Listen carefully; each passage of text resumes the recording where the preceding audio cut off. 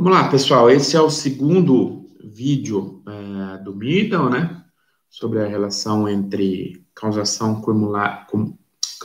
circular cumulativa, desigualdade e subdesenvolvimento, da sua obra Teoria Econômica e Desenvolvimento e Regiões Subdesenvolvidas, capítulos 2 e 3, né, que a gente está discutindo aqui. No vídeo inicial, a gente fez um breve contexto e discutiu as principais contribuições do Middle no que diz respeito ao método, né.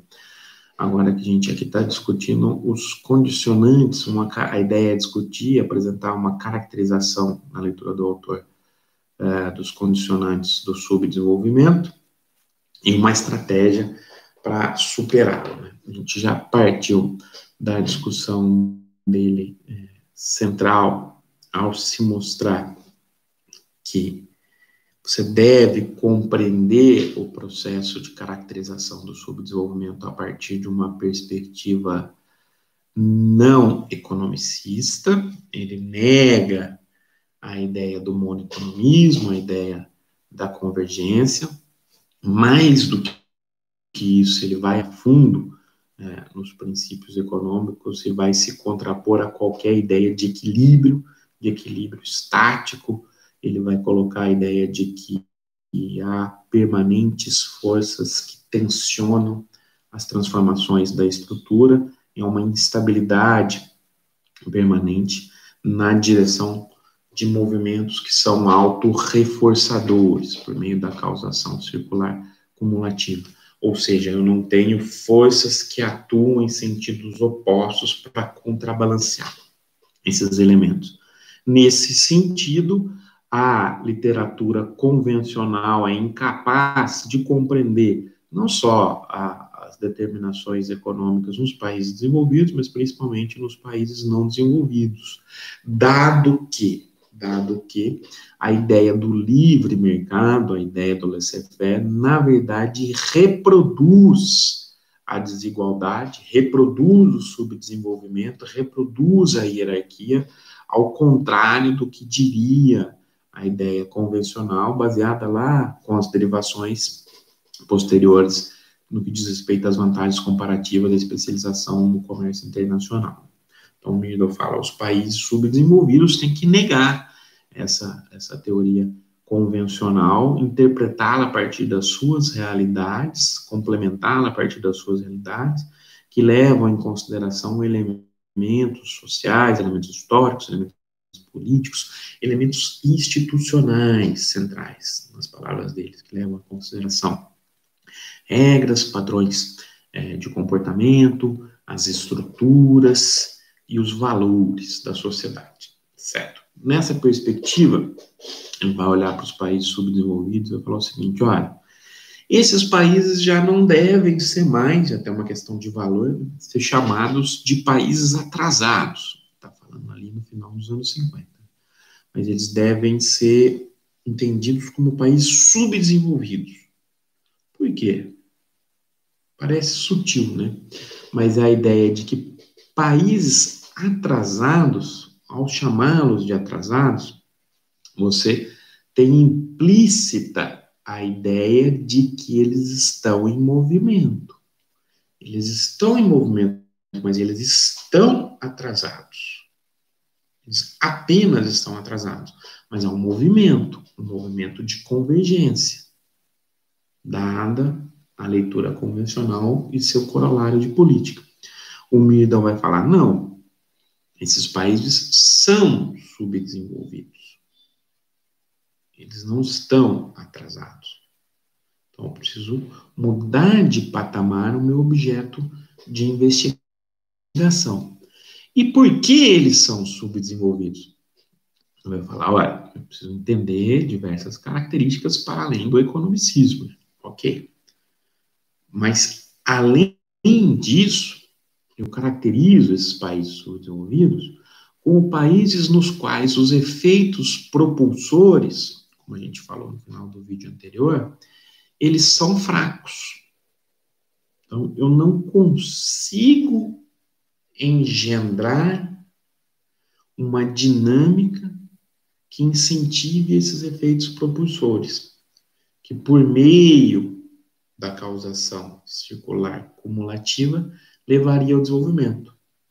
Não consigo engendrar um movimento de transformação que leve a uma dinâmica de crescimento da renda, depois a demanda, depois o investimento, e a partir daquela lógica da causação circular cumulativa leve ao desenvolvimento, leve a um caminho de desenvolvimento. Os efeitos propulsores são fracos. Ao contrário, esses países têm um prevalecimento dos efeitos regressivos, que deprimem a capacidade de crescimento e de desenvolvimento desses países. Certo? Por quê? Porque também esses países muitas vezes adotaram um conjunto de políticas baseadas numa ideia da economia errada. Uma ideia errada no sentido de que está baseada não no princípio da cumulatividade, mas está baseado no princípio do equilíbrio, na ideia do livre mercado, do laissez-faire. Ele vai falar, o livre mercado, ao contrário do que politicamente se advoga, ele com uma vasta experiência política na ONU, inclusive, leva a uma acentuação das desigualdades, a um recrudescimento das desigualdades. Lembre o fundamento teórico sempre, pessoal. Para cada força atuando numa direção, não há uma força contrária rebalançando e levando a um equilíbrio e desacentuando as desigualdades. Não há retornos marginais decrescentes, ao contrário. Para cada força atuando numa direção, eu tenho efeitos compensadores, efeitos que vão acumular nessa mesma direção, seja para cima, seja para baixo. Logo, se eu tenho efeitos que se acumulam, a desigualdade se acentua. Então, o livre mercado leva à reprodução das desigualdades, tanto na dimensão interna quanto na dimensão externa. O livre mercado leva à reprodução das desigualdades na dimensão externa como? A partir da ideia, da sugestão de que os países devem se especializar nas suas vantagens comparativas. As vantagens comparativas determinadas a partir da dotação de recursos. Toda aquela discussão que a gente já fez, que remete a diversos autores, desde lá do List, e na perspectiva latino-americana com maior destaque na leitura cepalina. Mas a ideia de que o comércio internacional é desfavorável aos países subdesenvolvidos na medida em que eles se especializam em produtos com menor valor agregado, com menor elasticidade de renda da demanda, com menor dinamismo, com menor capacidade de viabilizar efeitos propulsores domésticos. Então, o livre mercado acentua as desigualdades na dimensão externa por meio das vantagens comparativas. Ele reproduz essas desigualdades e não leva à convergência, como a gente já discutiu em todos os vídeos até aqui. E na dimensão interna, o que o Meira vai falar? Olha, o livre mercado também leva a um aumento das desigualdades entre regiões. Ele vai falar, mesmo em países subdesenvolvidos, eu tenho regiões razoavelmente desenvolvidas, ou tenho diferenças grandes entre elas, uma heterogeneidade grande entre elas. E a vigência do livre mercado acentua. Por quê? Porque eu tenho polos que são mais desenvolvidos, nos quais o princípio da causação circular cumulativa vai fazer com que os efeitos propulsores sejam fortes. Logo, a região que é desenvolvida se torna cada vez mais desenvolvida. Por quê? Porque ela atrai mão de obra qualificada, por exemplo, nos termos do MIDO. Mas por que ela atrai mão de obra qualificada? Porque ela oferece melhores condições de trabalho, melhores empregos, mais adequados para aquela mão de obra qualificada. Se ela atrai mão de obra qualificada, significa que essa mão de obra qualificada está saindo, está migrando de uma região que tem um desenvolvimento menor, e está reforçando o desenvolvimento nessa região aqui que tem um desenvolvimento maior, e está deprimindo o potencial de desenvolvimento na região que tem um nível de desenvolvimento menor. São efeitos regressivos nessa região. Se eu tenho mais mão de obra qualificada na região já desenvolvida, eu tenho maior geração de oportunidades para essa mão de obra, caso eu tenha atração de outras empresas. Por que eu vou ter atração de outras empresas? Porque eu tenho mais mão de obra qualificada, porque eu tenho mais mercado. Nesse cenário, eu tenho uma migração do capital para essa região. A própria poupança vai migrar para essa região, nos termos do MIDO. Ou seja, vocês estão percebendo que eu não tenho retornos marginais decrescentes que vão contribuir para uma não concentração? É o contrário disso. O capital vai mudar para essa região e vai se reforçar. E assim sucessivamente. Então, eu tenho impactos propulsores, reforçadores, que vão reforçar cada vez mais essa tendência de concentração interna. Essas regiões dinâmicas vão ter efeitos multiplicadores maiores, efeitos multiplicadores da renda. Circuito gasto-renda, keynesiano, demanda por maiores serviços, mercado mais complexo, mais diversificado, estabelecimento de fornecedores complementares, tudo isso vai reforçar as possibilidades de desenvolvimento nessa região. Logo, conclusão do MIDO, o livre mercado reforça a desigualdade via causação circular cumulativa, via efeitos propulsores e via efeitos regressivos, tanto na dimensão interna quanto na dimensão externa. Além disso, além das dimensões exclusivamente econômicas que a gente citou aqui, eu tenho a importância das instituições. O Middle vai falar, olha, nos países subdesenvolvidos, as instituições, muitas vezes, estão presas a determinadas características que reforçam os efeitos regressivos. Instituições entendidas como normas, como estruturas e como valores, nos termos dele. Essas instituições estão presas a determinadas configurações que reforçam os efeitos regressivos, que reforçam a desigualdade. Mas por quê?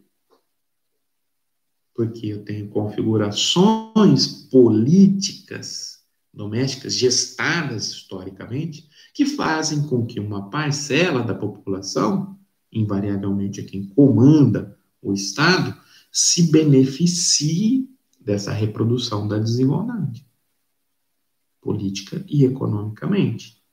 Então, as instituições também são presas. As desigualdades persistem, então, em diversas dimensões nesses países subdesenvolvidos. Porque há estratos sociais e há regiões que se beneficiam dessas desigualdades. Quando eu tenho essas maiores desigualdades, eu tenho mais dificuldade de forjar esses efeitos propulsores. Por quê? Porque o Middle vai falar, olha, os efeitos propulsores não têm raízes exclusivamente econômicas, como a gente já discutiu até agora. Eles têm raízes sociais importantes também. Estão associados aos valores de determinada comunidade.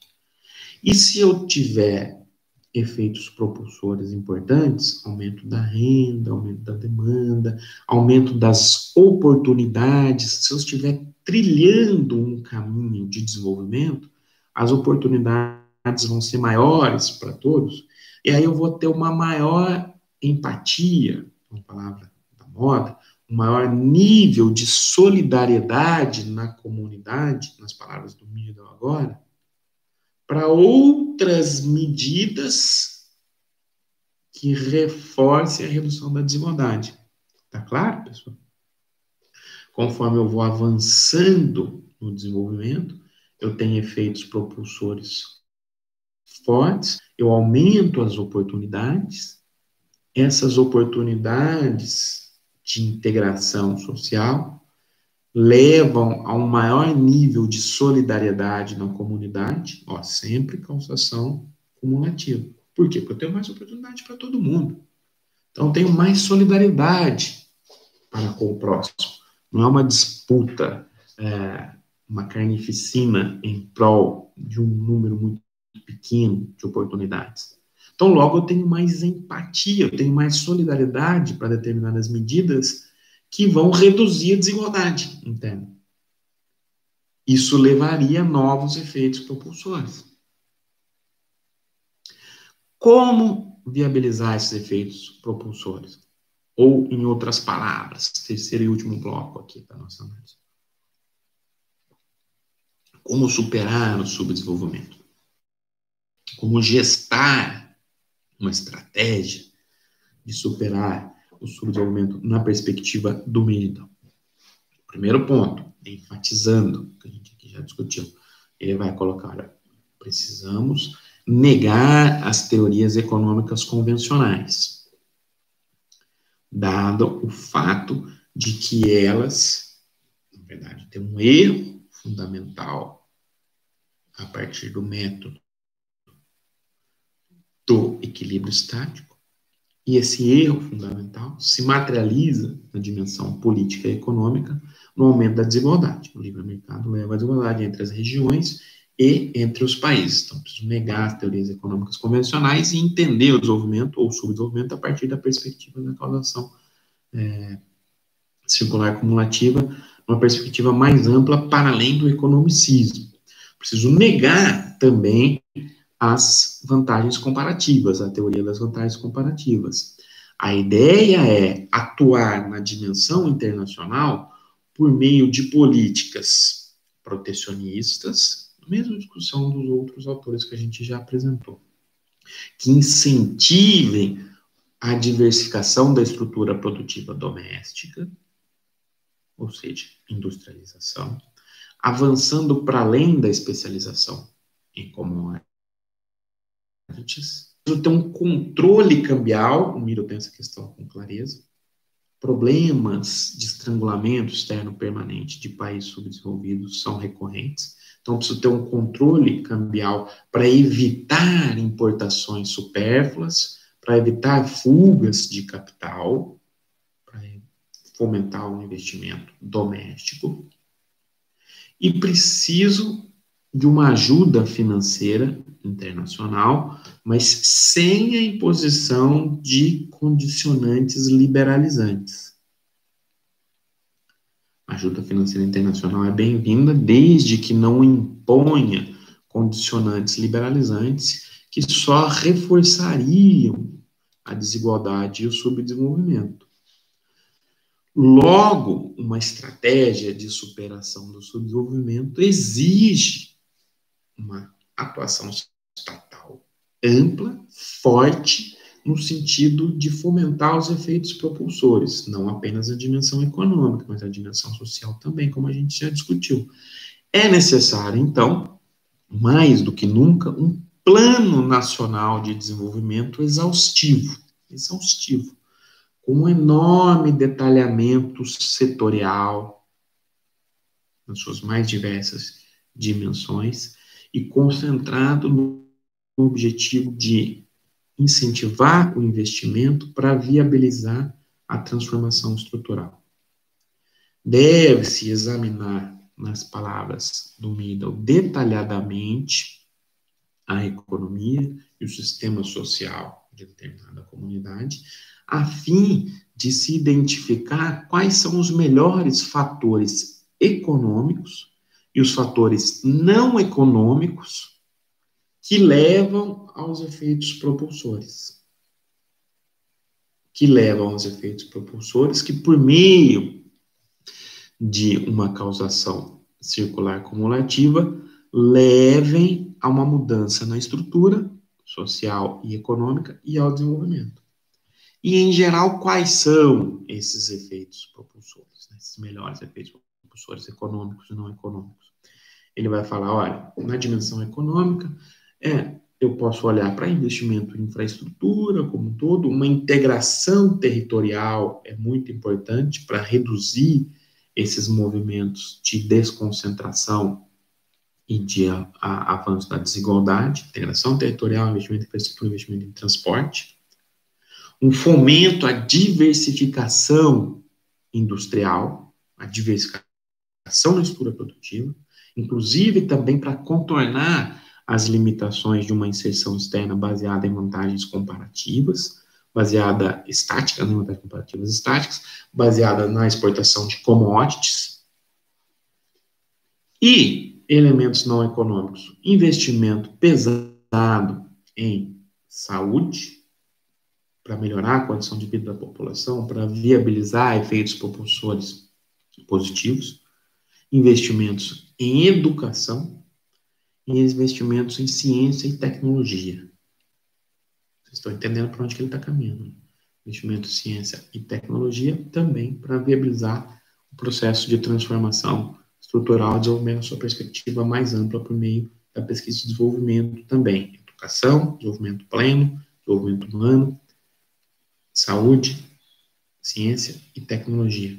E, de maneira mais ampla e final, ele vai falar que todo esse processo tem que estar casado com o objetivo de se construir um estado de bem-estar social, para garantir direitos mínimos ao pleno desenvolvimento da população, buscando sempre a construção de um estado de bem-estar social em paralelo. Primeira vez que a gente vai ouvir essa declaração com mais ênfase nos autores que a gente estudou até aqui, né? Em paralelo a uma consolidação da democracia, em paralelo a esse processo de consolidação da democracia, porque isso, com os impactos na dimensão social que teria, poderia reforçar os efeitos propulsores e levar ao desenvolvimento de uma perspectiva mais ampla, para além das dimensões unicamente economicistas. Legal, pessoal? Essas contribuições do membro.